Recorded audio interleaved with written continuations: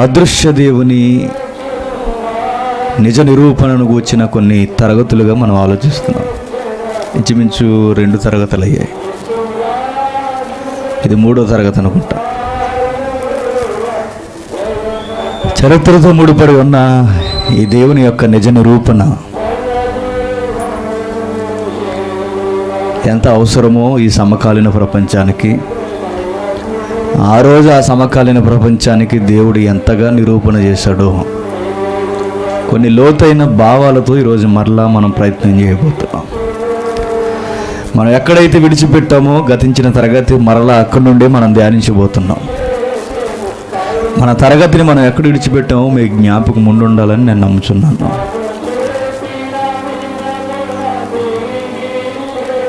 రబ్షాకే అనేవాడు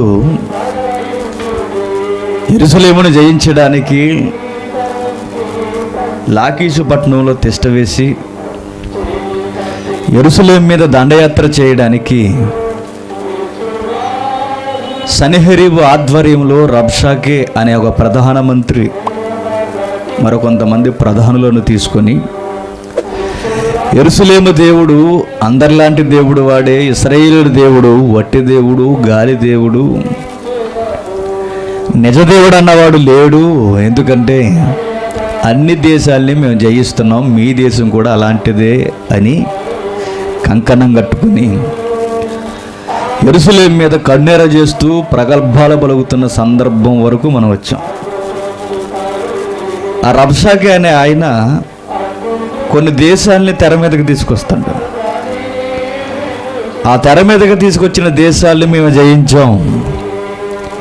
ఇన్ని దేశాలని మేము జయించినప్పుడు ఏ దేశము మమ్మల్ని అడ్డుకోలేనప్పుడు, ఏ దేశపు దేవుడు మమ్మల్ని అడ్డగించలేనప్పుడు దేవుడు అన్నవాడు లేడని అక్కడే అర్థమవుతుంది కదా అని ఇండైరెక్ట్గా ఒక సమాధానం చెబుతుంటాడు. ఒకవేళ మీ దేశంలో కూడా దేవుడు అన్నవాడు ఉంటే అడ్డుకోమని చూడండి అని చెబుతుంటాడు అన్నమాట. అక్కడ మనం ఆగాం. ఆ సందర్భం ఎక్కడ మనం ఆగిందో ఒక్కసారి రాజుల గ్రంథం 2వ రాజుల గ్రంథం 18వ అధ్యాయం 2వ రాజుల గ్రంథం 18వ అధ్యాయం 24వ వచనం. అట్లయితే నా యజమానుని సేవకులలో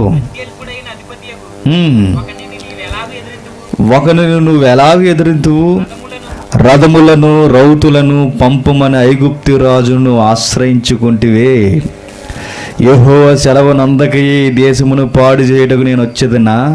లేదు, ఆ దేశం మీదకు పోయి దాన్ని పాడు చేయమని యెహోవా నాకు ఆజ్ఞ ఇచ్చినని యెహోవా పేరట హేళన చేస్తున్నట్టు. ఏమంటున్నాడు? జనాలలో ఉన్న విశ్వాసాన్ని పోగొట్టడానికి, ప్రజలలో ఇంకా భయోందాలను గురి చేయడానికి వాడు చేస్తున్న ఎత్తుగడ ఏంటంటే, మీ దేవుడే నన్ను పంపాడయ్యా అంటున్నాడు. వాడు తెలిసి అన్నాడు, తెలియకన్నాడు, తర్వాత చూద్దాం విషయం. కానీ వీడి ప్రగల్భాలు ఎలా ఉన్నాయంటే 2వ దినవృత్తాంతాల గ్రంథం 32వ అధ్యాయం 2వ దినవృత్తాంతాల గ్రంథం 32వ అధ్యాయం ఇదే సందర్భం అక్కడ రాయబడుతుంది. మరలా 2వ దినవృత్తాంతాల గ్రంథం 32వ అధ్యాయం 13వ వచనం నుండి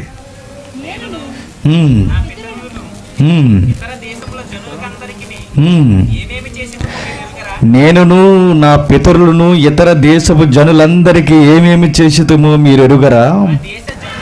ఆ దేశ జనుల దేవతలు వారి దేశములను నా చేతిలో నుండి ఏ మాత్రమైనను రక్షింపచాలియుండేనా? క్వశ్చన్ మార్క్ అంటూ ఏమంటున్నాడు చూడండి. మీ దేవుడు మిమ్మును నా చేతి నుండి విడిపింపగలడనుటకు నా పితరులు బొత్తిగా నిర్మూలన చేసిన ఆయా దేశస్థుల సకల దేవతలలోనూ తన జనులను నా చేతిలో నుండి విడిపింపగలిగిన దేవుడు ఒక్కడైనను ఉండేనా? Question mark.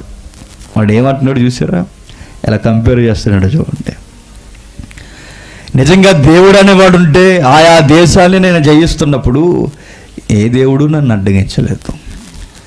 మీ దేశాన్ని నేను జయిస్తున్నప్పుడు ఏ దేవుడు కూడా నన్ను అడ్డగించాడు. అంటే అందరు దేవుళ్ళు లాంటి వాడే మీ దేవుడు కూడా అని కల్పేశాడు అన్నమాట.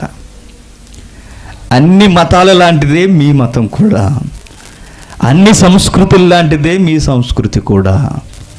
నిజానికి మీ దగ్గర దేవుడు అన్నవాడు ఉంటే నన్ను అడ్డగించి చూడమని అంటున్నాడు. ఈ కాంటెక్స్ట్ ఎంత బాగుంటుందంటే, దేవుడు ఉన్నాడా లేదని నిరూపణకు సంబంధించిన అధ్యాయం ఉండేది. ఆ రోజు హేతుబద్ధంగా వాడు అనుకుంటున్న ధోరణిలో వాడి విజయాలు వాడి కళ్ళ ముందుకు వచ్చేసరికి తలబిరుసు ఎక్కువైపోయి నోటుకొచ్చిన మాటల్లా మాట్లాడుతున్నాడు. ఏమంటున్నాడంటే, మీ దేవుడు ఉంటే నన్ను అడ్డగించి చూడమని అంటున్నాడు. ఇదికి ఏ దేశాలు నువ్వు జయించావని ఎన్ని ప్రగల్భాలు పలుకుతున్నావు, అంతే కదా. ఇప్పుడు కళ్ళు ఎప్పుడు నెత్తి మీదకి ఎక్కితే విజయాల వెనక విజయాలు వచ్చినప్పుడు.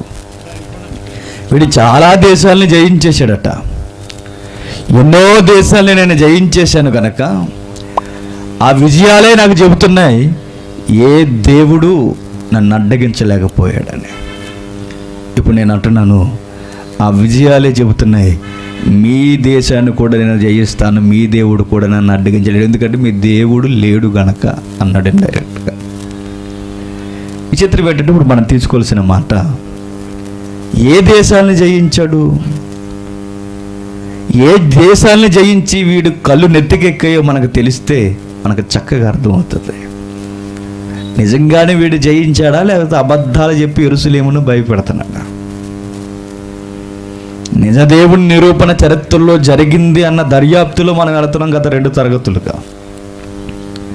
ఈ 2 తరగతుల్లో మనం ధ్యానిస్తున్న ఒకే ఒక్క కావలసిన మనకి సమాధానం, దేవుడు ఉన్నాడా లేడా? ఉంటే అన్ని భయభక్తులు కలిగి మానేసుకోవాలి, లేడనుకోండి ఎవరికి నచ్చినట్టు వాళ్ళు బతికేయచ్చు. ఉన్నాడా లేదో తెలియాలి అంటే ఇదిగో ఈ చరిత్రతో ముడిపడి ఉన్న ఈ ప్రతుల దర్యాప్తు మనకు చాలా అవసరం. అంటున్నాడు, నేను చాలా దేశాలను జయించేశానని. ఏ దేశాలను జయించావయ్యా? లిస్ట్ తీద్దాం ఒకసారి. చూడండి, 2వ రాజుల గ్రంథం 18వ అధ్యాయం, 2వ రాజుల గ్రంథం 18వ అధ్యాయం 33వ వచనం నుండి. 2వ రాజుల గ్రంథం 18వ అధ్యాయం 33వ వచనం నుండి. ఆయా జనముల దేవతలలో ఏదైనను తన దేశమును అసూరు రాజు చేతిలో నుండి విడిపించిన ఆమాతు దేవతలు ఏమాయను, అర్పాదు దేవతలు ఏమాయను, సెఫర్యీము దేవతలు ఏమాయను, హేనా హివ్వాను వారి దేవతలు ఏమాయను, సోమ్రోను దేశపు దేవత మా చేతిలో నుండి సోమ్రోనును విడిపించెనా. ఏమనుకుంటున్నాడు చూసారా? నీ విజయాలు ఏంటయ్యా అని అడిగితే వాడు అంటున్నాడు, నేను చాలా దేశాలు జయించేశాను. ఒక్కొక్క దేశానికి ఒక్కొక్క సంస్కృతి ఉంటుంది, ఒక్కొక్క సంస్కృతికి ఒక్కొక్క దేవుడు ఉంటాడు. ఆయా దేశాలకి ఆయా దేవతలు ఉన్నారు, ఆయా దేశాలకి ఆయా దేవుళ్ళు ఉన్నారు. మన దేశానికి ఎందుకంటే దేవుళ్ళే ఉన్నారు అనుకుంటే అసలు విషయం అది, తర్వాత విషయం అది. మనకు ఒకరికైతే 2 కాదు, 3 అన్నారు గొడవ లేకుండా. ఆయా దేశాల్లో ఒక్కొక్క దేశానికి ఒక కులదేవత ఉండేది, విలవేల్పు ఉండేది. ఆ విలవేల్పు కులదేవతలు ఆ జాతికి కేంద్ర బిందువుగా పిలువబడుతున్న ఆరాధన దైవాలు కొన్ని ఉన్నాయి. వాడు ప్రగల్భాలు పలకడానికి గల కారణం ఏంటో తెలుసా? నేను ఆ దేశాన్ని జయిస్తున్నప్పుడు, ఆ దేశం మీద రంకె వేసి రథాల చేత ఆ ప్రజలను తొక్కిస్తున్నప్పుడు ఆ దేశపు దేవుళ్ళు ఏమయ్యారు? లేరు గనక రాలేకపోయారు అన్నాడు. మీ దేశం మీద కూడా నేను వస్తాను, ఒంటే రమ్మండి అన్నాడు. ఇప్పుడు ఈయన ఉన్నాడా లేదో తేలిపోవాలి అసలు విషయం. యెరూషలేములో ఆయన ఉన్నాడా లేదో తర్వాత విషయం.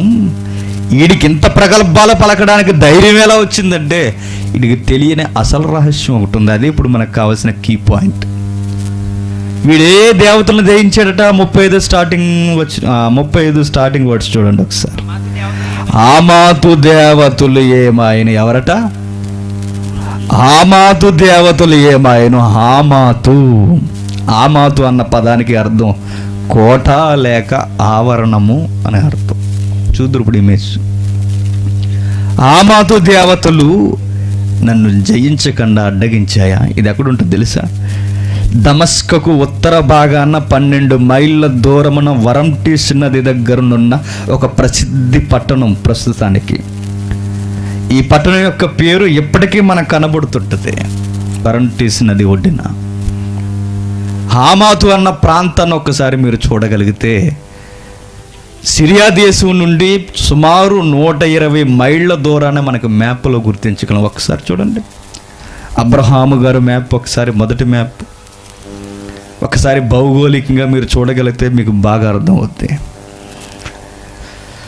దమస్కును గుర్తించండి. మహాసముద్రానికి కుడి భాగాన కనిపిస్తుంది తూరు పక్కన దమస్కు.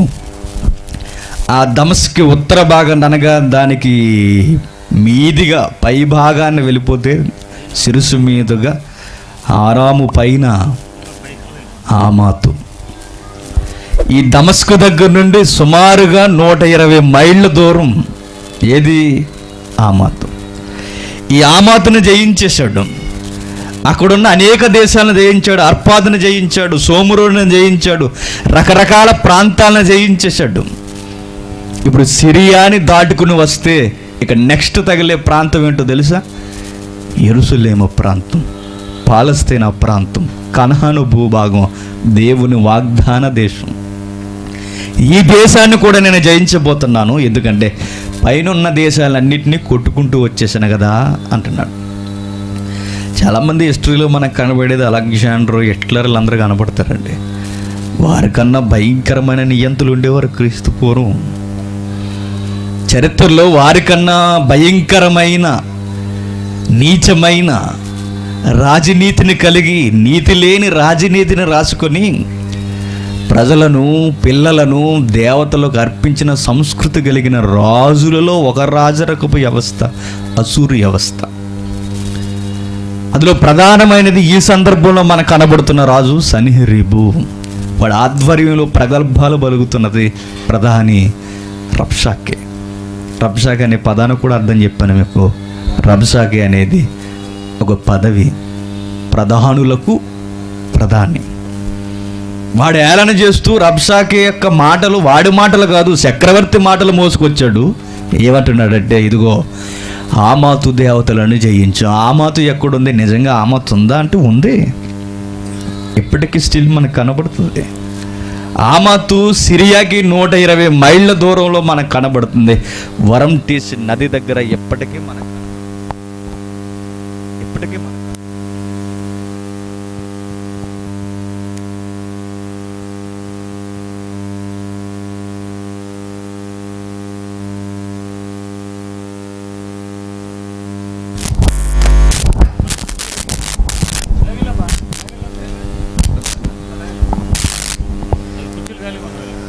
చెబుతున్నాడు. చూడ 35 వచనం, 18, 35, 18, 35, 34, 34. ఆమాతు దేవతలు ఏమైను, అర్పాదు దేవతలు ఏమైను, ఆమాతు దేవతలు ఏమాయను. యెహోవాని ఎవరితో కంపేర్ చేస్తారంటే ఆమాతు దేశంతో కలుపుతున్నాడు. ఎందుకు ఆమాతు దేశం ఎక్కడి నుండి వచ్చింది? ఈ ఆవరణంగా పిలువబడుతున్న ఈ దేశపు ప్రజలు ఎక్కడ వారు? ఏ దేశపు ఉనికి జనాంగాన్ని గూర్చి మీకు తెలియాలంటే స్టార్టింగ్ జాతి దగ్గరికి వెళ్ళిపోవాలి. ఎవరా ప్రజలు? నోవహు కుమారులు. నోవహు కుమారుల ద్వారానే తర్వాత ప్రపంచం విస్తరించింది. నదీ పరివాహక ప్రాంతాల గుండా, సముద్ర ప్రాంతాల గుండా, ఆరిన నేల గుండా, ఆయా ప్రాంతాల గుండా జాతులు విస్తరించడం ప్రారంభమయ్యాయి. దేవుడు బాబేలు దగ్గర చెదరగొట్టిన తర్వాత వారి దగ్గరికి నీకు ఏ అడ్రస్ దొరకాలన్నా ఫస్ట్ ఆ వంశవాళ్ళ దగ్గరికి వెళ్ళిపోవాలి. ఈ ఆమాతు ప్రజలు ఎక్కడి నుండో ఆకాశం నుండి దిగిన వారు కాదు. ఆమాతు దేవత సృష్టింపబడితే వచ్చిన వారు కాదు. వారికి వారు దేశాన్ని ఏర్పాటు చేసుకుని వారు దేవుడు వారు సృష్టించిన వాడు కాదు. ఏ ప్రజనైనా ఎవరినైనా ఒక్క మనిషి నుండే దేవుడు సృష్టించాడు. ఆ ఒక్క మనుషుడు ఆదాము అయితే ఆదాము తరం, ఆదాము వంశవల్లి, ఆదాము యొక్క దుష్టక్రియలకు తలదన్నేలా రెచ్చిపోయిన జలప్రలయపు సహవాసం కలిగిన జనాంగం జలప్రలయంతో ముగిసిపోయింది ఆ తరం. ఆ తర్వాత కొత్త తరం ఒకటి ప్రారంభమైంది, మరలా ఒక కొత్త ప్రపంచం ఊపందుకుంది. అది నోవహు కుటుంబం 8 మంది ద్వారా. ఆ 8 మంది దగ్గర ఏ జాతి ప్రజలైనా, ఏ దేశపు పేరైనా మూలాలు మనకు దొరుకుతాయి. చూడండి ఒకసారి ఆదికాండం 10వ అధ్యాయం. ఆదికాండం 10వ అధ్యాయం. ఏ మోటోతో వెళ్తున్నాం మనం, ఏ ఉద్దేశంతో బయలుదేరుతున్నాం? ఆ మాత అనేది ఎలా వచ్చిందన్న ఉద్దేశంతో వెళుతున్నాం. ఆ తర్వాత ఆ మాత దేవత ఎలా ఉంటుందో చూస్తాం. ఎందుకు ఈడు ఆ దేశాన్ని జయించగలిగాడు, వీడికి బలం ఎక్కడదో చూస్తాం. అప్పుడు యెరూషలేము మీదకి వీడు ఎలా రాగలుగుతాడో చూద్దాం. ఓకేనా? 10వ అధ్యాయం ఆదికాండం. ఆదికాండం 10వ అధ్యాయం 6వ వచనం. హాము కుమారులు కూసు, మిస్రాయిము, కనాను అనువారు. కనాను కుమారుల లిస్టు చెబుతూ 15వ వచనంలో మరలా స్టార్ట్ చేస్తాడు. కనాను తన ప్రథమ కుమారుడగు సీదోనును, హేతును, యెబూసీలను. యెబూసీలు అంటే ఎవరో తెలుసా?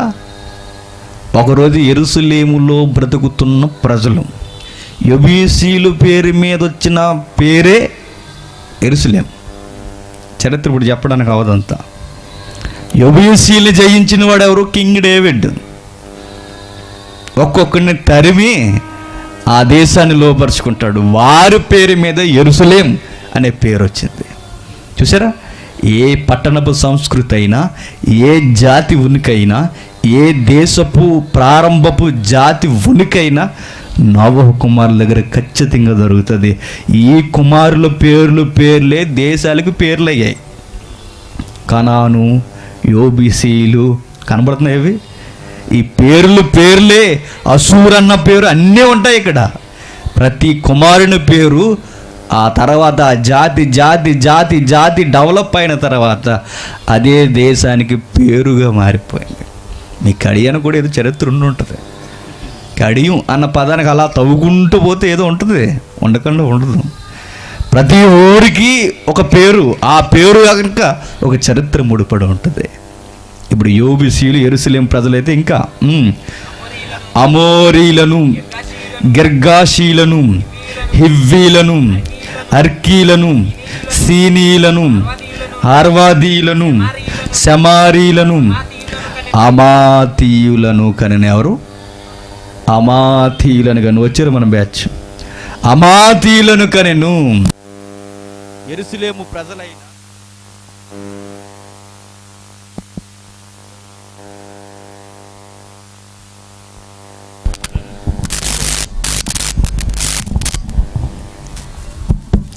యెరూషలేము ప్రజలైనా, ఏ దేశపు ప్రజలైనా నోవహు కుమారులే ప్రారంభపు ఉనికి.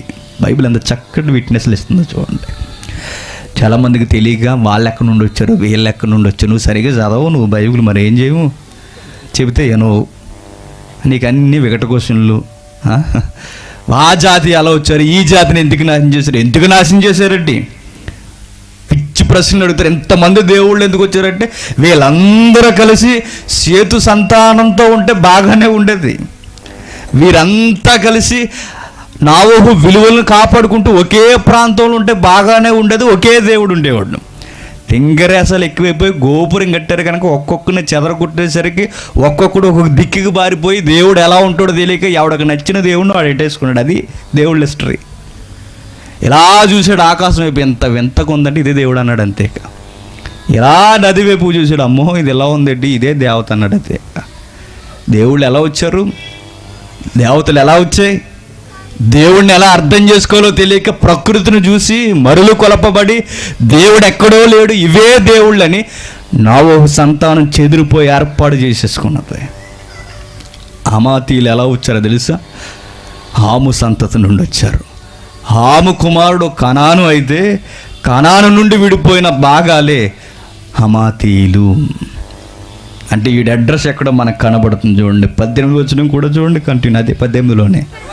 తరువాత కనానీల వంశములు వ్యాపించెను, కనానీల సరిహద్దు నుండి సిదోను నుండి గెరారుకు వెళ్ళు మార్గమున గాజా వరకును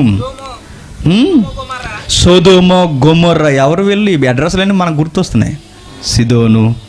సీదోను ఈ ప్రాంతాలన్నీ ఎక్కడో చెప్పండి, అన్నీ కనబడుతున్న అడ్రస్లు ఇవన్నీ. వీరంతా ఆయా భూభాల గుండా చెదిరిపోయారండి. మీకు తెలియని ఒక సంగతి చెప్తాను. 11వ అధ్యాయం కనబడుతుంది కదా, ఆదికాండం. 11వ అధ్యాయంలో జరిగిన ఈ సందర్భం 10వ అధ్యాయంలో జరిగిన సందర్భానికి ముందు జరిగింది. అది విషయం. అర్థమవుతుందా మీకు? ఈ 11వ అధ్యాయంలో జరుగుతుంది చెదరగొట్టబడిన సందర్భం. ఈ చెదరగొట్టబడిన సందర్భం 11వ అధ్యాయంలో జరుగుతుంది.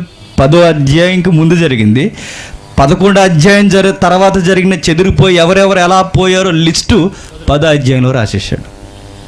ఆదికాండం ఎలా ఉంటుందో తెలుసా? బెస్ట్ ఎగ్జాంపుల్ ఒకటి చెప్తాను. తన స్వరూపమందు తన పోలుకు చొప్పున నరులను దేవుడు సృజించిన మొదటి అధ్యాయం 28లో తేలిపోతుంది. మరలా 2వ అధ్యాయంలో ఏమంటాడు? దేవుడైన యెహోవా నేలమట్టుతో నరుని నిర్మించి వాడి నాసికారంధంలో ఈడవడం. మరలా ఆ మనుషుడే, ఆదామే. ముందు విషయం చెప్పేసి తర్వాత ఏం జరిగిందో ఎక్స్ప్లెనేషన్ ఇస్తాడు. అదే ఆదికాండం. 10వ అధ్యాయంలో ఎలా పోయారో చెప్పుకొచ్చేసాడు. 11వ అధ్యాయంలో ఏం జరిగిందో చెప్పాడు. అందుకే మీకు కరెక్ట్గా మీకు అర్థం కావాలంటే 10వ అధ్యాయం ఒకసారి చూడండి. 10వ అధ్యాయంలో మొదటి వచనం, ఇది నోవహు కుమారులకు సేము, హాము, యాపెతు అనే వారి వంశావళి. జలప్రళయం తర్వాత వారి కుమారులు పుట్టిరి అని చెబుతూ 5వ వచనంలో, వీరు నుండి సముద్ర తీరము నుండి జనములు వ్యాపించను, వారి వారి జాతుల ప్రకారం, వారి వారి భాషల ప్రకారం, వారి వారి వంశముల ప్రకారం ఆయా దేశములలో వారు ఏరైపోయారు. ఇది ఎప్పుడు జరిగింది? 5వ వచనం. అర్థమైపోవాలి మీకు. ఎప్పుడు దేశాలుగా విడిపోయారు, ఎప్పుడు జాతులుగా విడిపోయారు, ఎప్పుడు 11వ అధ్యాయంలో చెదరగొట్టినప్పుడు. అంటే ముందు ఒక పాయింట్ చెప్పేస్తున్నాడు, ఒక ప్రింట్ ఇస్తున్నాడు. ఆ తర్వాత ఏదన్నది నీకు రంగు చేపిస్తున్నాడు అన్నమాట. అర్థమవుతుందా? అదే 10వ అధ్యాయం. 10వ అధ్యాయంలో ఏమంటున్నాడు చూడండి, వీరి నుండి సముద్ర తీరమందుండిన జనసమూహం వ్యాపించను, వారి వారి జాతుల ప్రకారం, వారి వారి భాషల ప్రకారం, వారి వారి వంశముల ప్రకారం ఆయా దేశములలో వారు వేరైపోయిరి. ఎప్పుడు దేశాలు విడిపోయాయి అంటే మరలా ఎప్పుడు చెప్పుకొస్తాడు? ఇదే అధ్యాయంలో చెబుతూ పెలెగు అనేవాడి కాలంలో విడిపోయని చెప్తాడు. 25వ వచనం, ఏ పేరుకి 2 కుమారులు పుట్టిరి, వారిలో ఒకని పేరు పెలెగు. ఎలయనగా అతని దినములలో భూమి దేశములుగా విభాగింపబడెను, అతని సహోదరుని పేరు అని చెబుతున్నాడు. చూడండి, ఇదంతా ఎప్పుడు జరుగుతుందంటే 11వ అధ్యాయం తర్వాత జరుగుతుంది. ఈ చరిత్ర అంతా ఇప్పుడు మనకు వద్దు, కానీ మనకు కావలసినది ఆమాతీయులు ఎలా వచ్చారు. ఒక దేశం రావాలంటే ముందు అక్కడ ఎవరు ఉండాలి? ప్రజలు ఉండాలి. ప్రజలు లేకుండా అది దేశం భూభాగంగా గుర్తింపబడదు. ప్రజల నివాసయోగ్యంగా ఏర్పాటు చేసుకున్న తర్వాత అది ఉనికిలోనికి వస్తుంది.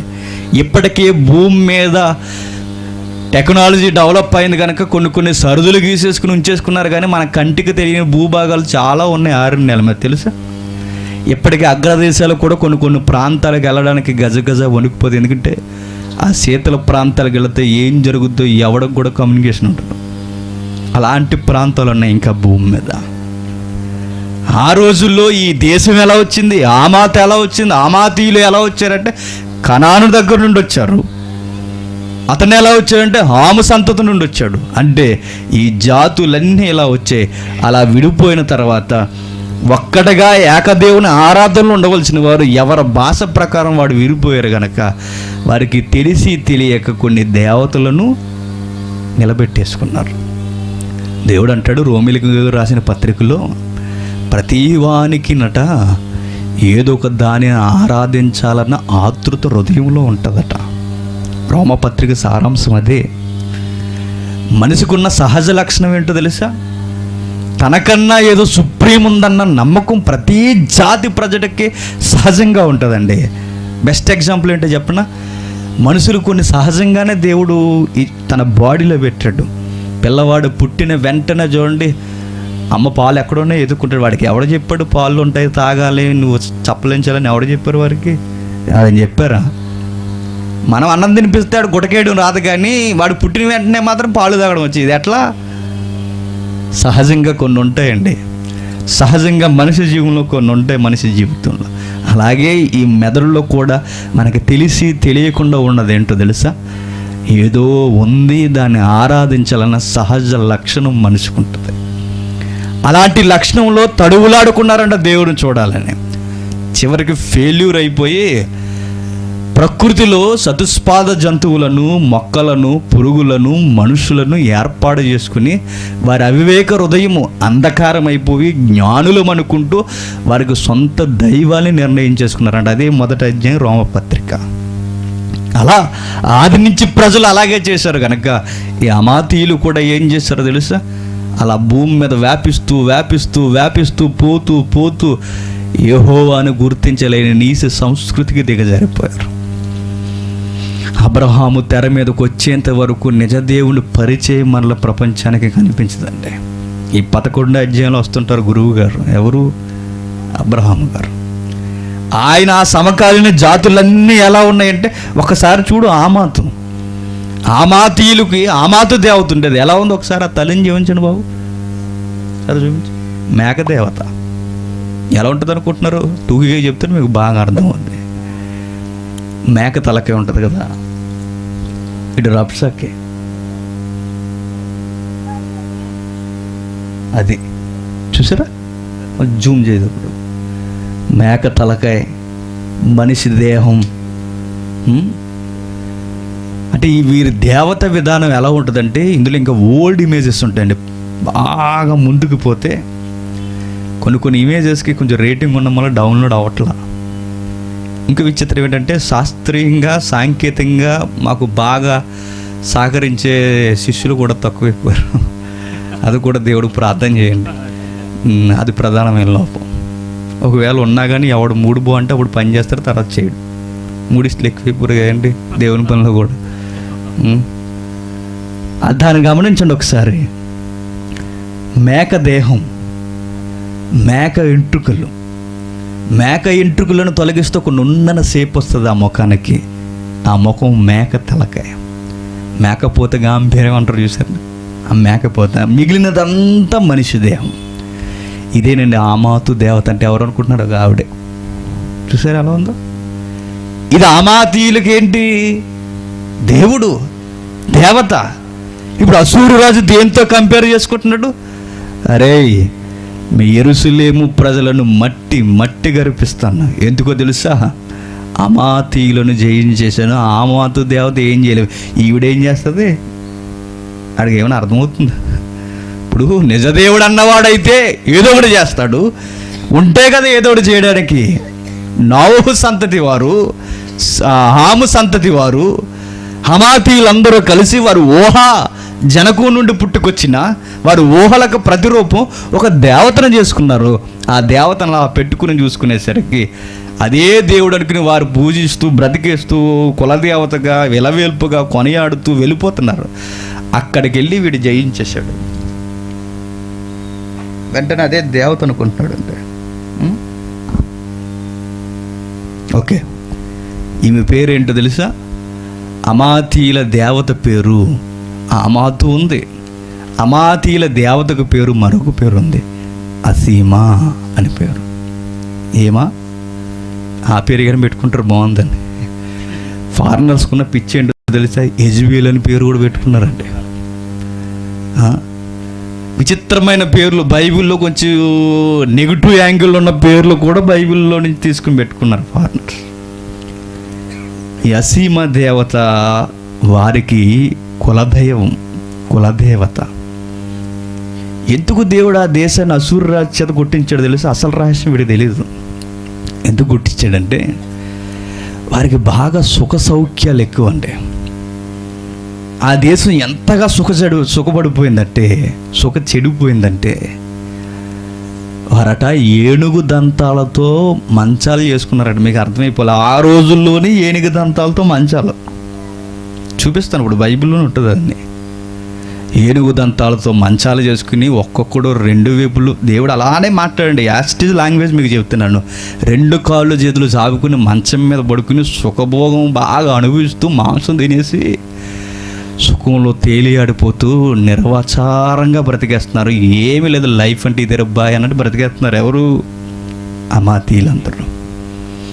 దేవుడు ఎలా అబ్జర్వ్ చేస్తారో తెలిసే, ఏ దేశాన్ని నన్ను చూడాలి అనుకున్నప్పుడు సుఖభోగాలు బాగా ఎక్కువైతేనట, తిండి ఎక్కువైతేనట మహోన్నతిని మర్చిపోతామట. అమాతీలు కూడా అలానే మర్చిపోయారు. దేవుడంటే తెలీదు, దేవునికి ప్రతిరూపంగా దేవుడిని కాదంటూ దేవుడిని హేళన చేస్తూ ఇలాంటి రూపాలు తయారు చేసుకున్నారు. అది చాలదన్నట్టుగా పూర్తిగా సుఖాలలో మునిగిపోయారు. చివరికి దేవతకి వారు ఏం చేస్తున్నారో తెలుసా? మీరు జాగ్రత్తగా అబ్జర్వ్ చేయండి. తమ్ముడు పోయిందా? ఒకసారి జాగ్రత్తగా అబ్జర్వ్ చేయండి. కొంచెం జూమ్ చేయతమ్ముడు ఆ యాజకునికి. ఆయన చేతిలో ఏం కనబడుతుంది? ఒక చంటి పాప కనబడుతుంది. చూడండి, మీకు ఆ విగ్రహం అంతా ఒక రంగులో కనబడుతుంది, చూసారా? అదే రంగు అనుకుంటున్నారు?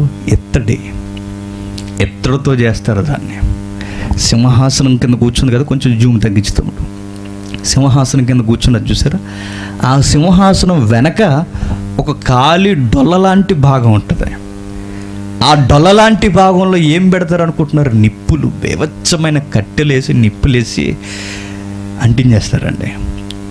రాగి యొక్క సహజ లక్షణం ఏంటి? వేడి వెంటనే అందుకుంటుంది. కణాలు వెంటనే వేకొచ్చిస్తాయి కనుక వేడి యొక్క సహజ లక్షణం వేగంగా ఉష్ణోగ్రత పెరుగుద్ది కనుక ఎర్రగా అయిపోద్ది విగ్రహం అంతా.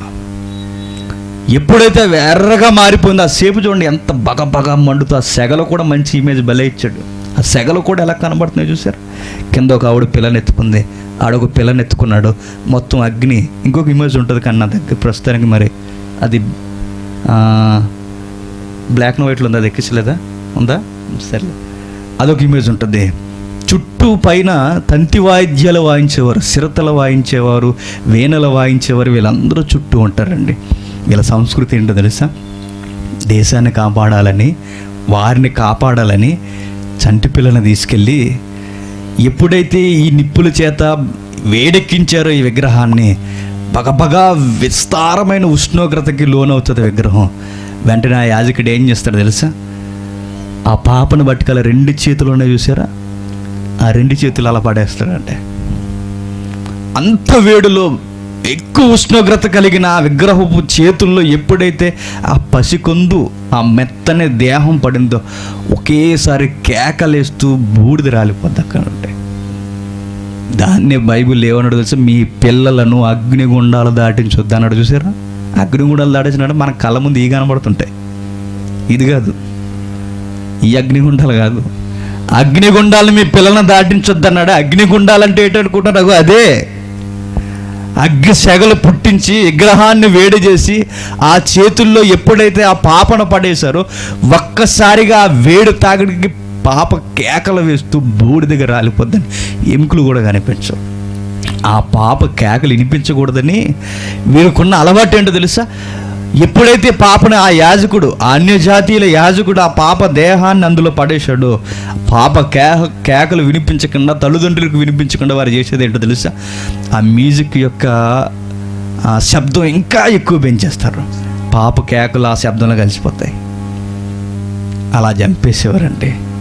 ఆ దేవత పేరు అసీమ. ఇదంతా నేను లేనిది చెప్పలేదు, ఒకసారి బైబిల్లో చూడండి. 2వ రాజుల గ్రంథం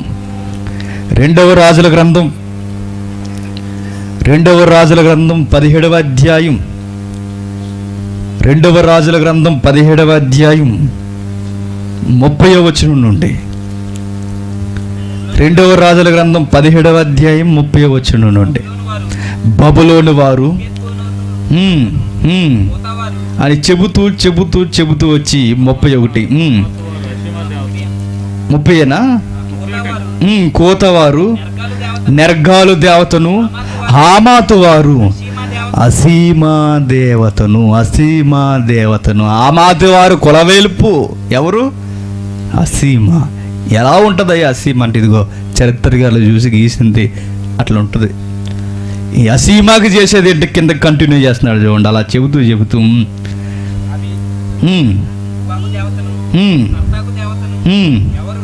ఎవరు వారి వారి దేవతను పెట్టుకొనుచుండిరి. సెపర్వయీములు తమ పిల్లలను అద్రెమ్మెలెకు అగ్నిగుండమందు దహించుచుండిరి. ఈ లిస్టులో, ఈ ప్రజల లిస్టు మీరు ఇంటికి వెళ్ళిన తర్వాత చదవండి. ఆయా జాతుల సంస్కృతి చెబుతూ, ఆయా దేవతల సంస్కృతి చెబుతూ వీరి లిస్టు మొత్తం తీస్తే గ్రంథకర్త అంటున్నాడు, అగ్నిగుండంలో ఏం చేస్తున్నారట? దహించేస్తున్నారట.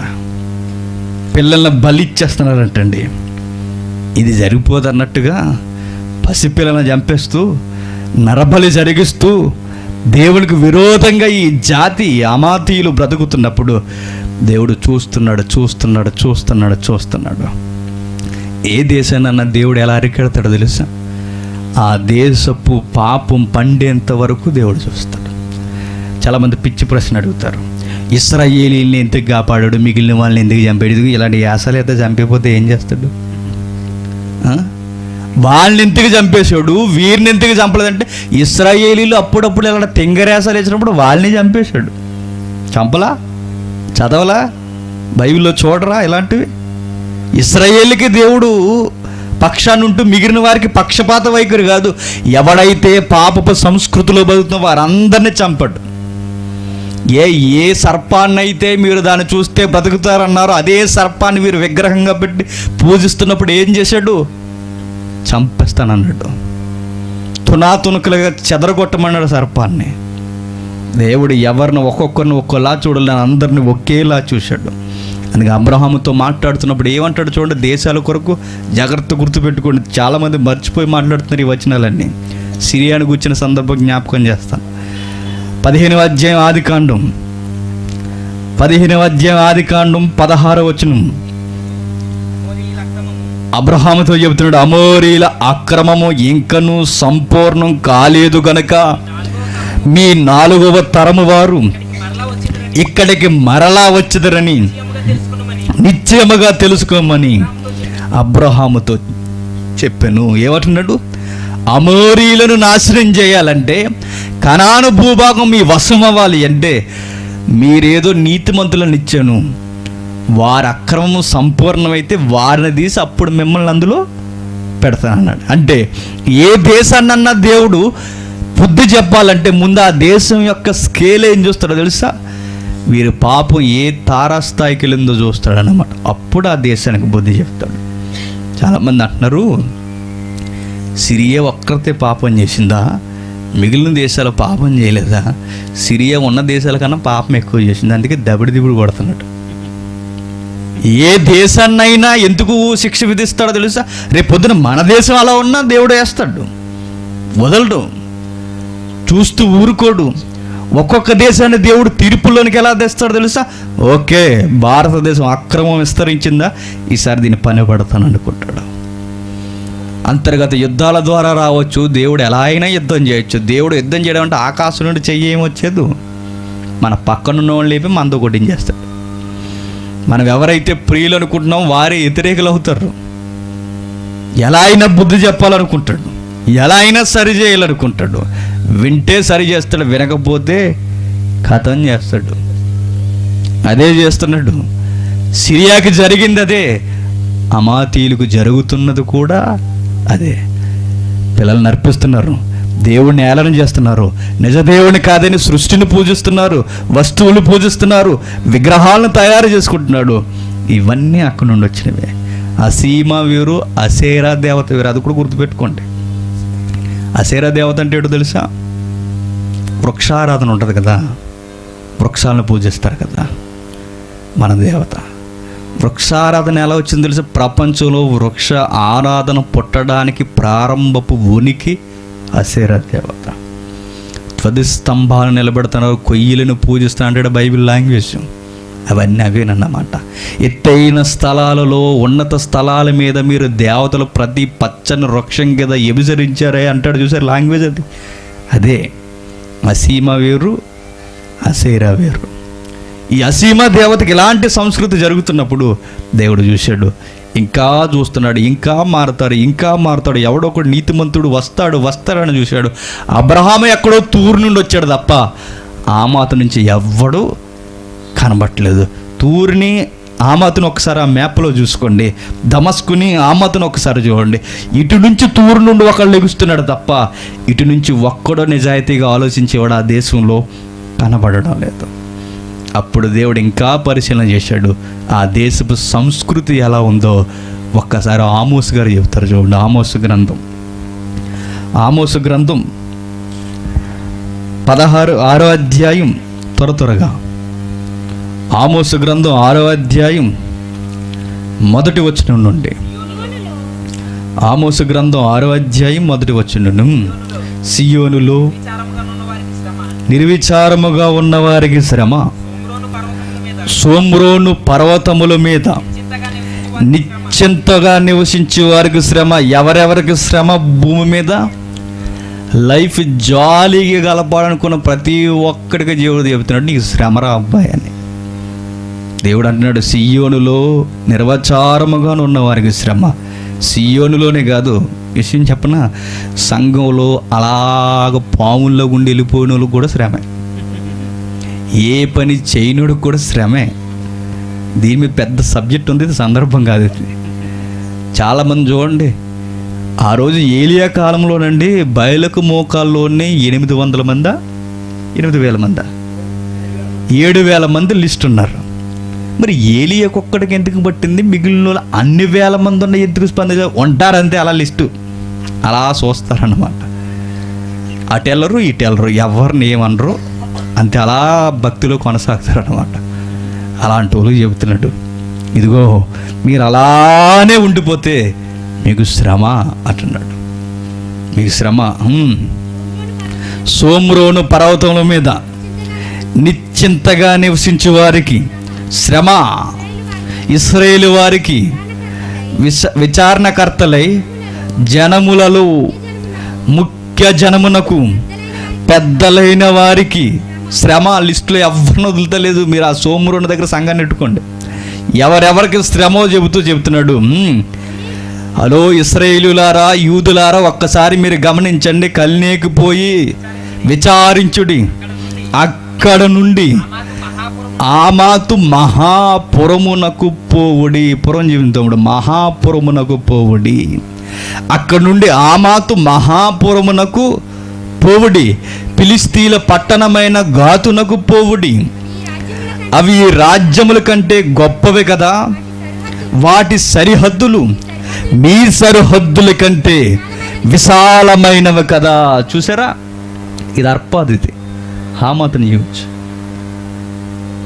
ఇదిగో ఒక్కసారి ఇది పూర్వం వైభవానికి వెళ్ళండి, ఎలా ఉంటుందో. దేవుడు ప్రవచనం చెప్పండి, చివరికి అలా పక్షులు తిరుగుతాయి అంతేగా. చూసారా, చివరికి ఒంటెలకి జంతువులకి నివాసం అయిపోయి చివరికి చూసారా, ఏదది మన ఊర్లో చివరికి తీసుకెళ్ళి డస్ట్ అంతా పడేసి ఏరియాలో అయిపోయింది. అది ఏదనుకుంటున్నారు, ఒకప్పుడు మహాసామ్రాజ్యం. ఆ మహాసామ్రాజ్యం ఎలా అయిపోయిందో చూడండి. అది ఎలా ఉండేది తెలుసా? ఆ రోజుల్లోనే కన్స్ట్రక్షన్స్ ఎలా ఉన్నాయో చూడండి. ఆ రోజుల్లోనే కళ్ళు చెదిరిపోతాయి. కొన్ని డౌన్లోడ్ అవ్వట్లేదు మీకు అన్నీ చూపించడానికి, టైం కూడా కుదరట్లేదు. వీలైతే చూపిస్తాను నెక్స్ట్ వీక్.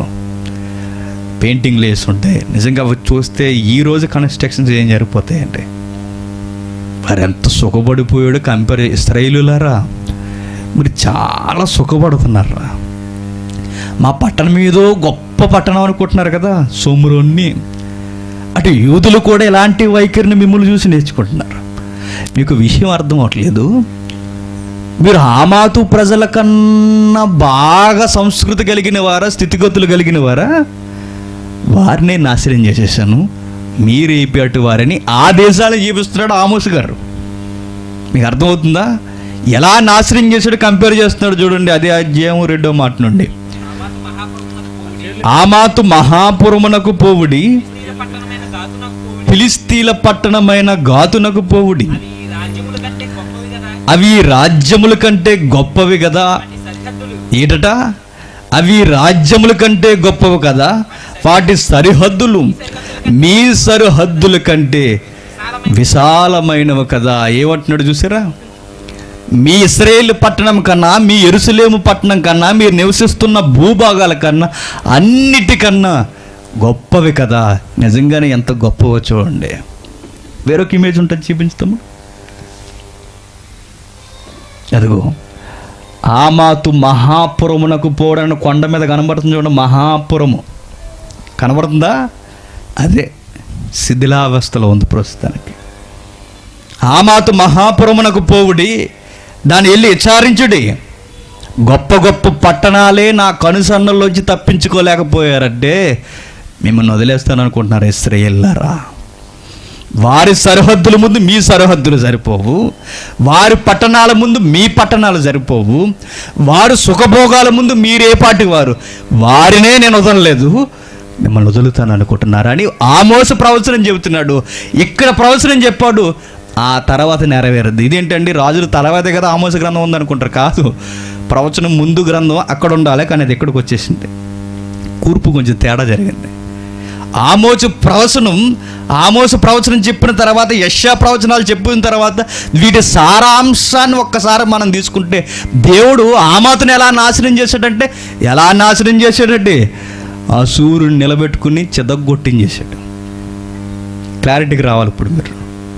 అంటే అసూరికి తెలియని అసలు రహస్యం ఏంటంటే, ఈడు నా బలం అనుకుంటున్నాడు, కానీ వెనకున్న బలం ఎవరిది? దేవుడిది. ఈ బలం ఈడిదనుకుని ఎవరైతే బలం ఇచ్చారో వారి మీదకే జెండా ఎగరవేస్తున్నాడు. ఏమర్థమైందండి వీడికి? ఇంకా ఎంతగా సుఖపడిపోయారు చూడండి. దేవుడు ఎందుకు ఈ దేశాలను నాశనం చేశాడో చెబుతున్నాడు కిందకి. బహుదూరమునుందననుకుని అన్యాయపు తీర్పు తీర్చుటకు మీ మధ్య మీరు పీఠములను స్థాపింతురు. కోట్లు కట్టేసుకున్నారంటే ఏమనుకుంటున్నారట? దేవుడు అన్నవాడు ఉంటే తర్వాత విషయంలే, ముందు ఆ రోజు ఆ దినము అది ఎప్పుడో వస్తుంది, ఇంకా చాలా టైం ఉంది కదా. ఈ రోజుల్లో మనం ఏం చేద్దామంటే మనమే నాయకులం అయిపోదాం, మనమే జడ్జిలం అయిపోదాం అని తీర్పులు ఏం చేస్తున్నారట? దేశంలో అన్యాయపు తీర్పులు చేస్తున్నారు. మన దేశం కూడా చూసారా? పాపం సల్మాన్ ఖాన్కి 5 సంవత్సరాలు వేసారండి. ఒక స్టేట్మెంట్ కూడా వచ్చింది, వాట్సాప్ స్టేట్మెంట్, భలే అనిపించింది. అది ఏమన్నారు తెలుసా? మనుషులను చంపినోడికి శిక్ష పడలేదు, స్త్రీలను రేప్ చేసిన వాడికి, స్త్రీలను మానభంగం చేసిన వారికి శిక్షలు పడలేదు, ఇంకా మంత్రి కొడుకులకి పడలేదు. పాపం జింకని నిన్నాడండి. ఎప్పుడో 20 సంవత్సరాల క్రితం చంపి తినేసారు. 20 సంవత్సరాలు, 5 సంవత్సరాలు శిక్ష చేసేసారు. అంటే దేశం ఏమైంది? అన్యాయం. పార్లమెంట్లో ఉన్న సభ్యుల కొడుకులకు ఒక తీర్పు, సెలబ్రిటీలకు ఒక తీర్పు.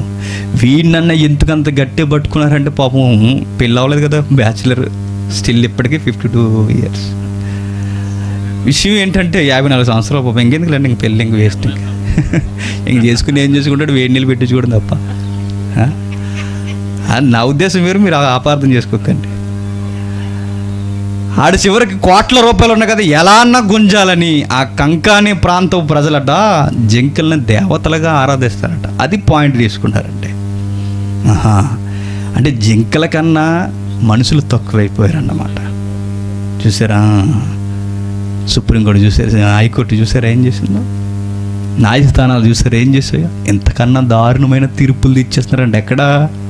ఇశ్రాయేలు మధ్య, ఆమాతు ప్రజల మధ్య, అర్పాదు ప్రజల మధ్య, సోమ్రోన్లో జరుగుతున్న ఘోరకలేంటే చెబుతున్నాడు 3వ పాయింట్.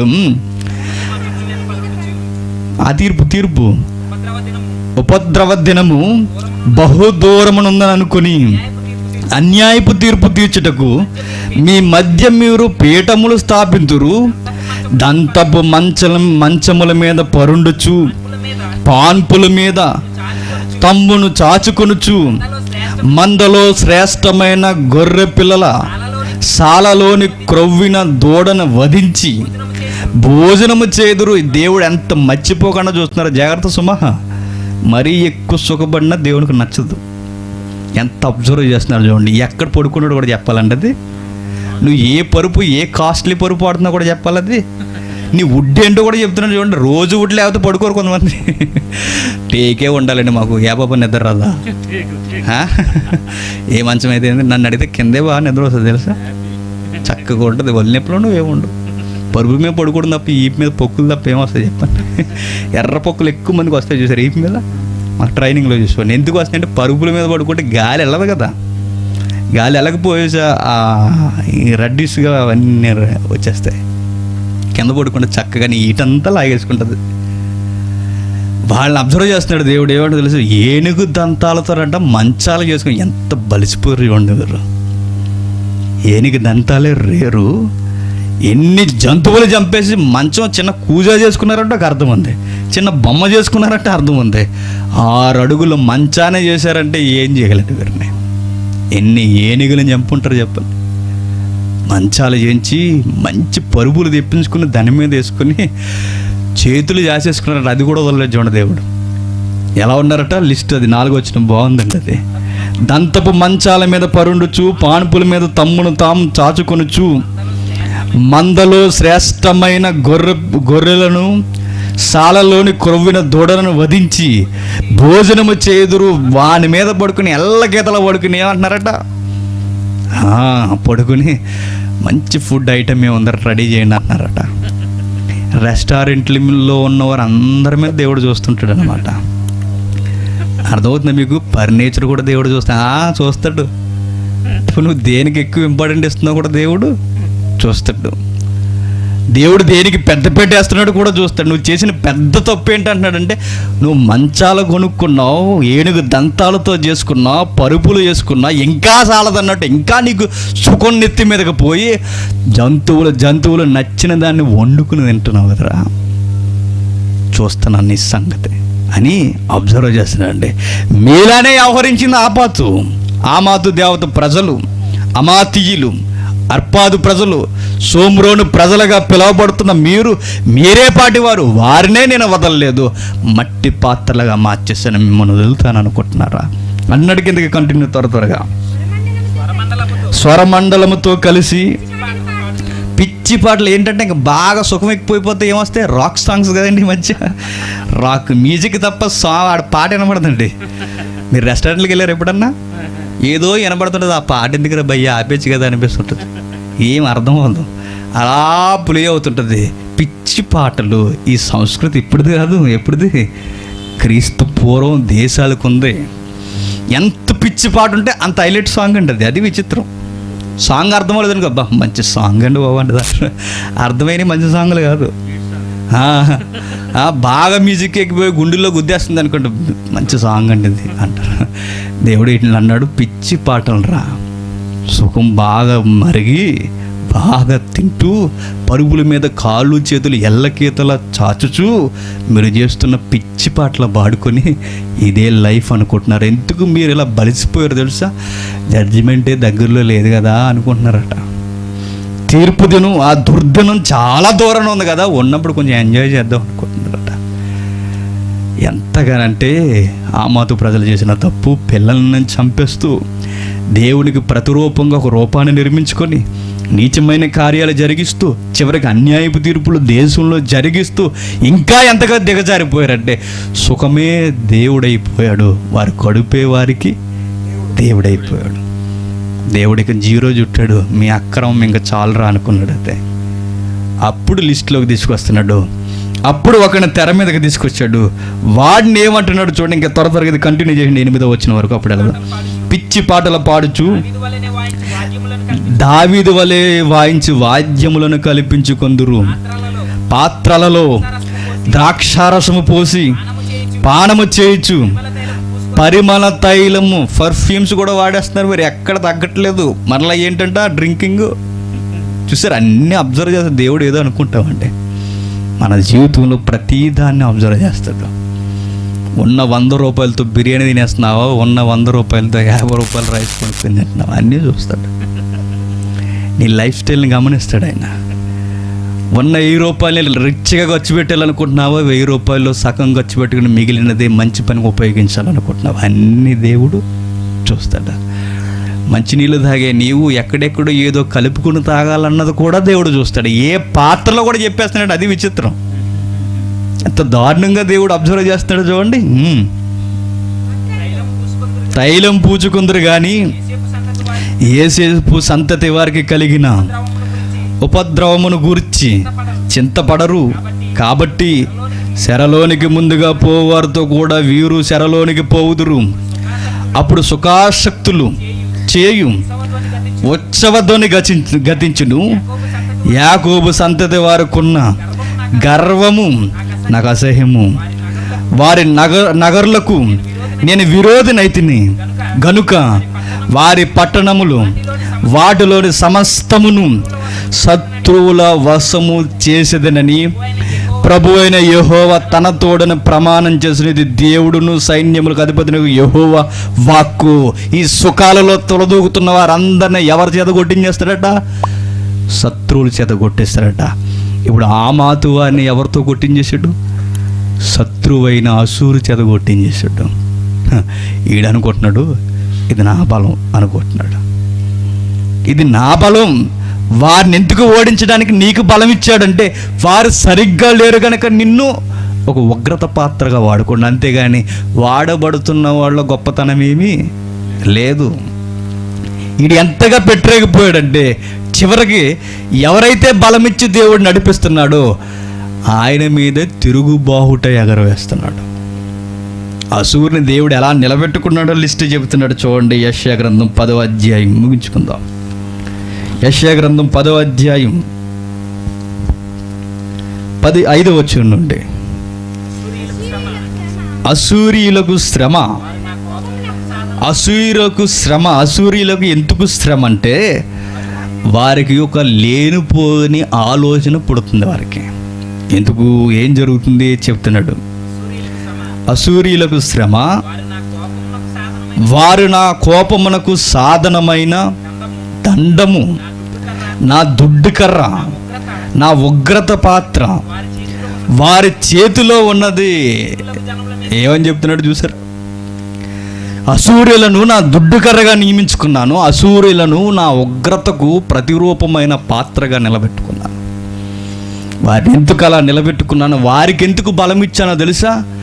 భక్తిహీనులకు జనముల మీదకి నేను వారిని పంపెదను. ఆమాతీయుల మీదకి పంపింది ఎవరు? ఇప్పుడు యెహోవాయే. యెరూషలేము దేవుడే, ఇశ్రాయేలు దేవుడే. ఆ దేవుడే వారి మీదకి పంపాడు. ఇది మర్చిపోతున్నాడు. ఇంకా కిందకి దోపుడు సొమ్ము దోసుకొనుటకు, కొల్లపెట్టుటకు, ఈదులను త్రొక్కించుటకు, నా ఉగ్రతకు పాత్రులకు జనులను గూర్చి వారికి ఆజ్ఞాపించదును. అయితే అతడు అలాగనుకొనడు. అది అతని ఆలోచన కాదు. నాశనము చేయవలనని, చాలా జనములను నిర్మూలన చేయవలనని అతని ఆలోచన. దేవుని ఆలోచన ఏంటి? ఎవడైతే భక్తిహీనంగా ఉన్నాడో వారి మీదకి నిన్ను పంపి వాడికి బుద్ధి చెప్పాలనుకుంటున్నాను. వీడు ఆ బలాన్ని ఉపయోగించుకుంటూ, అవకాశాన్ని ఉపయోగించుకుంటూ వీడేమనుకుంటున్నాడు తెలుసా? అనేక మందిని చంపేయాలనుకుంటున్నాడట. వీడు ఆలోచన ఏంటి? ఇది నా స్వశక్తి, నా సొంత బలం అనుకుంటున్నాడు. ఇది యెహోవా కార్యము కాదు, ఇది నా సొంత కార్యం అనుకుంటున్నాడు. ఇంకా మోసపోతున్నాడు. చూడండి, అతడు ఇట్లా అనుకునిచున్నాడు, నా అధిపతులందరూ మహారాజులు కారా? కల్నో కర్కెమీసు వలె ఉండలేదా? ఆమాతు అర్పాదు వలె నుండలేదా? వచ్చింది ఆమాతు. నేను ఆమాతుని జయిస్తున్నప్పుడు, ఈ దేశాన్ని జయిస్తున్నప్పుడు వాడు అనుకుంటున్నాడట, నాకింతమంది రాజులు ఉన్నారు, అధిపతులు ఉన్నారు కాబట్టి వీళ్ళందరినీ నేను జయించలేదా? ఆమాతుని జయించడానికి నా రాజరిక బలం, ఆమాతుని జయించడానికి నా అధిపతుల బలం, ఆమాతు ప్రజలను మట్టి గరిపించడానికి ఇది నా బలం, నా భుజ బలం, నా రథముల బలం అనుకుంటున్నాడు. విచిత్రం ఏంటంటే ఇది యెహోవా ఇచ్చిన అవకాశం. ఇంకా మర్చిపోయి మాట్లాడుతున్నాడు. చూడండి, విగ్రహమును పూజించు రాజ్యములను నా చేతికి చిక్కినవి కదా. వాటి విగ్రహములు యెరూషలేము సోమ్రోని విగ్రహముల కంటే ఎక్కువైనవి కదా. చివరికి తల బిరుసు ఎక్కువైపోయి ఏమంటున్నాడు తెలుసా? యెరూషలేములో ఉన్న విగ్రహాల కన్నా గొప్ప విగ్రహాలు కదా ఆమాత విగ్రహాలు కానీ, సోమ్రోని విగ్రహాలు కానీ. సోమ్రోని దేనికి క్యాపిటల్? Israel capital. యెరూషలేము దేనికి క్యాపిటల్? యూదులకి క్యాపిటల్, రాజధాని. అందుకే యెరూషలేమును వేరుగా మాట్లాడుతున్నాడు, సోమ్రోని వేరుగా మాట్లాడుతున్నాడు. అలా మాట్లాడుతూ వాడు ఎంత తలబిరుసుగా మాట్లాడుతున్నాడు అంటే 11వ వచనం, సోమ్రోనునకు దాని విగ్రహములకు నేను చేసినట్లు యెరూషలేమునకును దాని విగ్రహములకు చేయకపోదునా నేను. కావున సియోను కొండ మీద యెరూషలేము మీదను ప్రభు తన కార్యమంతా నెరవేర్చిన తర్వాత నేను అశూరు రాజు యొక్క హృదయ గర్వములను ఫలములను బట్టి అతని కన్నుల అహంకార చూపులను బట్టి అతన్ని శిక్షింతునిది దేవుడు మాట. నన్ను మర్చిపోయి ఆడు బలం వాడి యొక్క స్వనీతి అనుకుంటున్నాడు. అయితే విచిత్రం ఏంటంటే వీళ్ళందరికీ బుద్ధి చెప్పిన తర్వాత వీడికి కూడా బుద్ధి చెప్తాను. ఈ స్కేల్ మీదకి, ఈ కొలమానం మీదకి మీకు ఒక రాజ్యం గుర్తురా. ఇప్పుడు బ్రిటిష్ని ఎవరు పంపించారన్నమాట? దేవుడే పంపించాడు అన్నమాట. ఎందుకు? వీళ్ళకి దెబ్బలు తగలాలి, ఒక విధంగా గాస్పల్ జరగాలి. రెండూ జరగాలంటే ఇప్పుడు బ్రిటిష్ వాళ్ళకి బలం ఇవ్వాలి. ఎందుకు? రవస్తమించిన సామ్రాజ్యం అయింది అది. దాని ద్వారానే దేవుని యొక్క ఉనికి నెరవేరాలి, దాని ద్వారానే దేవుడు అనుకున్న ఆలోచన నెరవేరాలి, దేవుని యొక్క సువార్త కూడా ప్రపంచంలో వారి ద్వారానే వెళ్ళాలి. నిజానికి ఏంటంటే వారి గాస్పల్కి సపోర్ట్ చేయలేదు. విలియం కేర్ని చాలా ఇబ్బంది పెట్టేశారంటే, మిషనరీస్ని రానిచ్చేవారు కదా ఇండియాకి. ఎందుకంటే మీ వలన మత సంబంధమైన గొడవలు వస్తే కనుక మీరు రావద్దు అనేవారు. కానీ విచిత్రం ఏంటో తెలిసా, ఎంతో వద్దన్న స్వజాతీయుడు కదా, అందుకే లిస్టులో ఆహ్లాదం పెట్టాడు. వచ్చిన తర్వాత ఏ విధము చేతనైనా వారికి ఎందుకు బలం ఇచ్చాడంటే వీళ్ళందరికీ బుద్ధి చెప్పాలి. మీరు ఇప్పుడు అనుకుంటున్నారు కానీ పూర్వం మన పితరుల కాలానికి పోతే మన సంస్కృతిని ఆలోచిస్తేనే భయం వేసేస్తుంటుందంటే. మనవారు కూడా నరబళ్ళు ఇచ్చేవారు తెలుసా. ఒక 30 సంవత్సరాలు వెనక్కిపోయి అలా మీరు అక్కడికి వెళ్ళారు అనుకోండి, ఎక్కడికి రంపచోడవరం అట్టి వస్తారు రారా డౌట్గా ఉండేవారు వెళ్ళినోడు. అంటే అంత భయంకరమైన సంస్కృతి ఉండేది ఆ ప్రాంతాల్లో. ఎందుకు? బలి, దేవతలకు బలి, ఏవో శక్తులు ఉన్నాయన్న ఒక గుడ్డి నమ్మకం. అలాంటి ప్రకృతి దేవత ఆరాధికులుగా ఉంటే ఇలాంటి కార్యాలు చేస్తున్న వారిని అందరినీ దేవుడు ఈ ఇండియాని లేదా ఏ ప్రాంతాన్ని, అటు ఆఫ్రికా ప్రాంతాన్ని, అటే ప్రాంతాన్ని, ఏ ప్రాంతానికైనా బ్రిటిష్కి అప్పగించాడు. ఎలా కొట్టాలో అలా కొట్టించేశాడు, తొక్కించేశాడు. అప్పుడు మరలా ఈ దేశాలు రక్షింపబడాలంటే ఆ రోజు యెషయా లాంటి ప్రవక్తలు ఎలా అవసరమయ్యారో మరలా ఈ దేశానికి మిషనరీస్ అవసరమయ్యారు. అప్పుడు బ్రతికి బట్టగట్టింది. అలాగే వాడుకుంటున్నాడు ఎవరిని? అశూరుని. 13 అతడు నేను వివేకిని, నా బాహుబలము చేత, నా బుద్ధి చేత. ఈ విజయాలకి కారణమంతా ఏంటో తెలుసా? నా బాహుబలం, నా ఆలోచన సరళి. నేను నా ఆలోచన బాగుందని, నేను తెలివైన వాడిని గనకే, నేను బలవంతుని గనకే ఇన్ని దేశాలను నేను జయించాను అన్నాడు. ఇంకా అంటున్నాడు చూడండి, నేను జనములను సరిహద్దులను మార్చి వారి ఖజానాను దోసుకుంటుని మహాబలిష్ఠుడినై పక్షి గూటిలో ఒకటి చెయ్యి వేసినట్లు జనముల ఆస్తి నా చేత చిక్కెను అని చెబుతూ మాట్లాడుతున్నప్పుడు దేవుడు వెంటనే ఒక కంపారిజన్కి వచ్చేసాడు. అరే నీకు అసలు విషయం అర్థం అవట్లేదు అని 15 వచ్చిన చెబుతున్నాడు. గొడ్డలి తనతో నరుకువాడిని చూసి అతిశయపడున్నా నువ్వు ఎలా అంటాడో తెలుసా? నా చేతిలో ఆయుధం రా నువ్వు. గొడ్డలకి పని రావాలంటే గొడ్డలి అనేక వాటిని నరకాలి అంటే వెనకొకడు ఉండాలి. నువ్వు నా చేతిలో ఆయుధం. గొడ్డలు కేవలం ఉపయోగించేవాళ్ళు లేదనుకున్న పక్క నుండి ఏమైపోద్ది? తుప్పు బట్టి దాని కాలం గతించిపోద్ది. ఒక వస్తువుకి మనిషి వెనకుంటే దానికి వాల్యూ ఎలా పెరుగుద్దో నీ వెనక నేను బలం ఇచ్చాను కనుక నీకు విలువ పెరిగింది. నువ్వు ఎక్స్ట్రాలు చేయకంటున్నాడు ఎవరిని? అసురుని. నీ బలం అనుకుంటున్నావు, నీ శక్తి అనుకుంటున్నావు, నీ పదును అనుకుంటున్నావు, నీ కార్యం అనుకుంటున్నావు. కాదు, నా చేతిలో ఒక ఆయుధం మాత్రమే. నేను లేకపోతే నీకు బ్రతుకే లేదన్నాడు. ఈ యెషయా గ్రంథం 10వ అధ్యాయం రాసేసరికి అప్పటికే చాలా దేశాన్ని కలుపుకుపోయాడు. అప్పటికే సోమరోని కొట్టేశాడు. 772లో జరిగిపోయింది అప్పటికి క్రీస్తు పూర్వం. ఇక యెరూషలేమును కూడా నాశనం చేసేయడానికి సిద్ధమైపోయాడు. అది 10వ అధ్యాయంలో జరుగుతుంది. అప్పటికి ఈ దేశాలన్నీ జయించేశాడు. అదే చరిత్ర చెబుతున్నాడు. వాడు ఎందుకు ఇలా చేయగలుగుతున్నాడు అంటే యెరూషలేము మీదకు వచ్చి తిష్ట వేసి ఏమంటున్నాడో తెలుసా? నీ దేశాన్ని కూడా నేను నాశనం చేస్తాను. ఆ 18వ అధ్యాయం 2వ రాజుల్లో జరుగుతున్న సందర్భమే యెషయా గారు 10వ అధ్యాయంలో రాస్తున్నారు. అర్థమైందా మీకు? అర్థం కాకపోతే ఇంక అంతే సంగతి లేక. 2వ రాజుల గ్రంథం 18వ అధ్యాయము వృత్తాంతాలు 32వ అధ్యాయంలో జరుగుతున్న సందర్భమే. వాడు అలాంటి రంకెలు వేసుకుని వాడి ఉద్దేశం ఏమైతే ఉందో, వాడు ఎందుకు అంత రంకెలు వేస్తున్నాడో వాడి ఉద్దేశాన్ని పరిశుద్ధాత్మ ప్రేరణతో యెషయా గారు 10వ అధ్యాయంలో లిఖిస్తున్నాడు. అది 10వ అధ్యాయం యెషయా గ్రంథం. ఇక 7వ అధ్యాయం 8వ అధ్యాయం ఏంటో తెలియాలంటే అవి కూడా ఉన్నాయి చూడండి. ఇంక ఇప్పుడు చెప్పడానికి అవ్వదు. ఈ ఉద్దేశాలతో మాట్లాడుతున్నాడు. ఎందుకు ఈ విషయం చెప్తున్నాడు?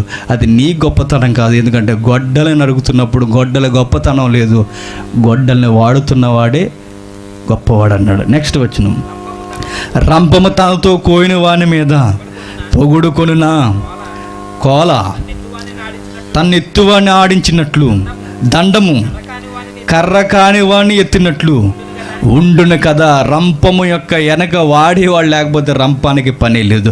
నేను టోటల్గా చెబుతున్నాను, నీ గొప్పతనం ఏమీ లేదు అన్నాడు. ఈ ఉద్దేశాలు మర్చిపోయి అంటున్నాడు, నేను యెరూషలేమును నాశనం చేసేస్తాను అంటున్నాడు. రంపం కోస్తున్నప్పుడు రంపం కోస్తున్నవాడే ఇంకా చూసి నేనే గొప్పదన్నాను అనుకో, రంపాన్ని ఏం చేస్తాడు? ఇరిసేస్తాడు. ఇలా అట్లా పని ఉంటుంది దానికి ఉండదు. వీడు కూడా రంపం లాంటివాడు, వస్తువు లాంటివాడు. వీడు ఏం చేస్తున్నాడు తెలుసా? యెహోవా వైపు చూసి ఆ కోస్తున్నవాడి మీద కన్నెర చేస్తున్నాడు. యెరూషలేము మీదకి వచ్చి నిన్ను కూడా నేను జయించేస్తాను అంటున్నాడు. ఉంటే రమ్మని అంటున్నాడు. విషయం ఏంటంటే నీ వెనక అదృశ్య దేవుని హస్తం ఉందన్న సంగతి మర్చిపోతున్నా. ఇప్పుడు కంపేర్ చేస్తున్నాడు. చూడండి, ముగించేసుకుందాం. 2వ దినవృత్తాంతాల గ్రంథం 32వ అధ్యాయం 13వ వచనం, నేనును నా పితరులను ఇతర దేశముల జనులందరికీ ఏమేమి చేసిదుమో మీరెరుగరా. ఆ దేశ జనుల దేవతలు వారి దేశములను నా చేతిలో నుండి ఏ మాత్రమైనను రక్షించిన మీ దేవుడు మిమ్మును మా చేతిలో నుండి తప్పింపగలడనుకున్నటకు నా పితరులు బొత్తిగా నిర్మూలన చేసిన ఆయా దేశస్థుల సకల దేవతలలోనూ తన జనులను నా చేతిలో నుండి విడిపింపగలిగిన దేవుడొక్కడైనను ఉండేనా. ఏమంటున్నాడు చూసారు? ఆయా దేశాన్ని జయించేశాను గనక ఆ దేశపు దేవుళ్ళు ఏమీ చేయలేకపోయారు, మీ దేశపు దేవుడు ఏం చేయలేకపోతున్నాడు. విచిత్రం ఏంటంటే ఆ దేశాన్ని జయించింది నువ్వు కాదురా అబ్బాయి, ఎవరు? యెహోవాయే. అది మర్చిపోయి యెహోవా మీదకే తిరుగుబాటుగా ఎగరవేస్తున్నాడు. దేవుడు అంటున్నాడు, నువ్వు నా చేతిలో ఉన్న ఒక బలమైన ఆయుధమే తప్ప నేను ఉపయోగించకపోతే నీ జీవితం తుప్పు పట్టిపోద్ది అన్నాడు. దేవుడిని మర్చిపోయి ఇది నా బలం అనుకుంటున్నాడు. అది మర్చిపోయి ఇప్పుడు యెరూషలేము మీదకి వస్తున్నాడు. అనేక దేశాలని కంపేర్ చేస్తున్నాడు. అన్ని మతాల లాంటిది దేవుడు నియమించిన జ్యేష్ఠుల సంఘం కాదు. అన్ని దేవుళ్ళు లాంటి వాడు యెహోవా దేవుడు కాదు. వాడు అనుకుంటున్నాడు ఆ విగ్రహాలు లాంటిదే కదా యెరూషలేములో ఉన్న దేవుడు కూడా. ఎందుకు అలా పొరపాటు పడ్డాడంటే అప్పటికే ఆహాజు కొందరు రాజులు కలిపి యెరూషలేములో విగ్రహాలు నిలబెట్టేశారండి. కొన్ని బలిపీఠాలు కట్టేశారు. దానివల్ల వీరు అలాంటి వారే కదా, వీరు బలిపీఠ ఆరాధకులే కదా, వీరు కూడా అట్టివారే కదా, వీరికి మందిరాలు ఉన్నాయి, వీరికి బలిపీఠాలు ఉన్నాయి, వీరికి దేవతల ఆకారాలు ఉన్నాయి, యెహోవా అంటే వీరేలే అనుకుని పొరపాటు పడిపోయాడు. నిజానికి వీరి యాటిట్యూడ్ బాగలేదు కనుక వాడు సరిగ్గా అంచనా వేసుకోలేకపోయాడు. ఆ తర్వాత ఏ దేశాన్ని జయించాడో, ఏం జరిగిందో మిగిలిన తరగతిలో చూద్దాం. ఇంకా మనకు తరగతి మిగిలిపోయింది. దేవుడు ఉన్నాడా లేడా? ఉంటే స్పందించాలి. ఆ స్పందన ఎలా ఉందో దేవుని చిత్తమైతే మరొక తరగతిలో నేర్చుకుందాం. ప్రతికూల పరిస్థితిని బట్టి చెప్పలేని పరిస్థితి క్షమించండి. ప్రార్థన